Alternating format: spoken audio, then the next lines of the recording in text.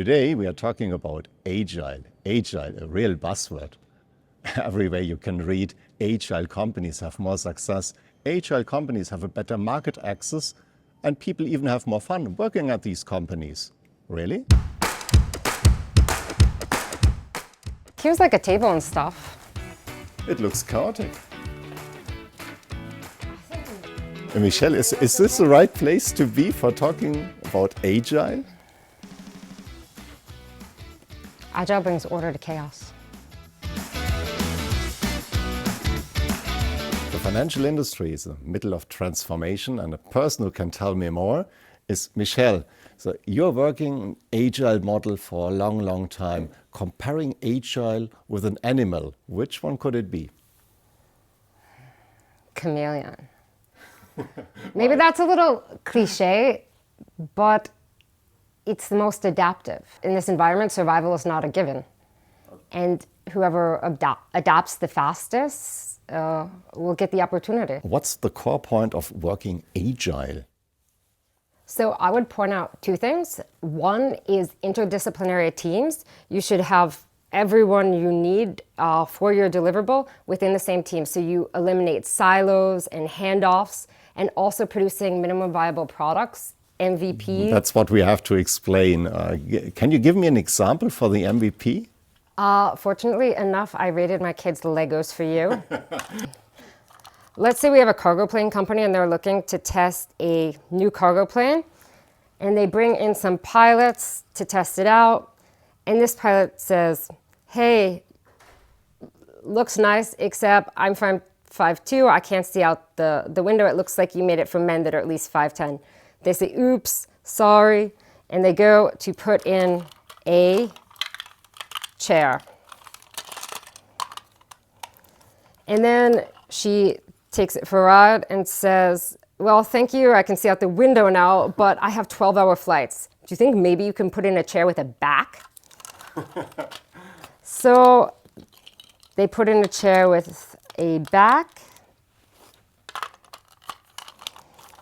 and she says, oh, that's much better. First you start with an MVP, and then you develop further with the whole team of people, and everyone is giving his input? Exactly. After each version of the MVP, you go to the user and see if you've gotten closer to the ideal point. In the old days, you had your manager here. We're going to take the guy with the crown, and he would tell the team what they had to deliver, and then he would also dictate the how and watch them as they did it. Now today, what we do is he tells them what is needed, and they, under themselves, are empowered to decide how to do it. And rather than, checking in all the time and expecting PowerPoint progress reports, he will show up after 2 weeks at a demo, and they will actually show him the product. In some areas, that's been a bit of a culture change, because they came initially with progress reports, really, rather than the output, the deliverable. And it takes some getting used to present something that isn't perfect.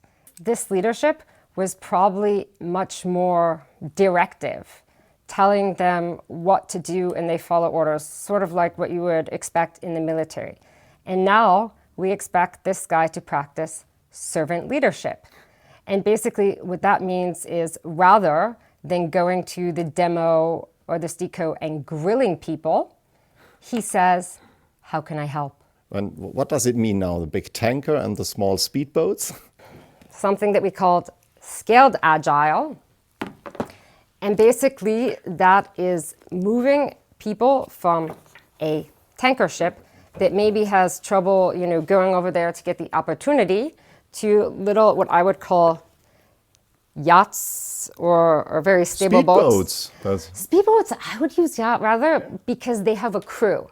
They have everything they need end to end, and they're stable. They're not falling over at the first wave. So can we use Agile everywhere?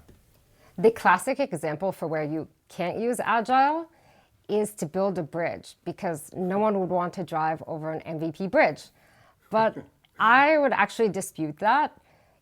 In the earlier stages, I would think while you're designing the bridge, you would absolutely want a integrated multidisciplinary team of everyone you will ever need. Yes, when they come up with the final design, we would hope that is fairly stable, but in almost all large infrastructure projects, you encounter hurdles along the way, and there you have all the people you need to find the best solution. So actually, I would want to drive over a bridge built by an Agile team. What is your personal experience with working Agile? Write it in the comments.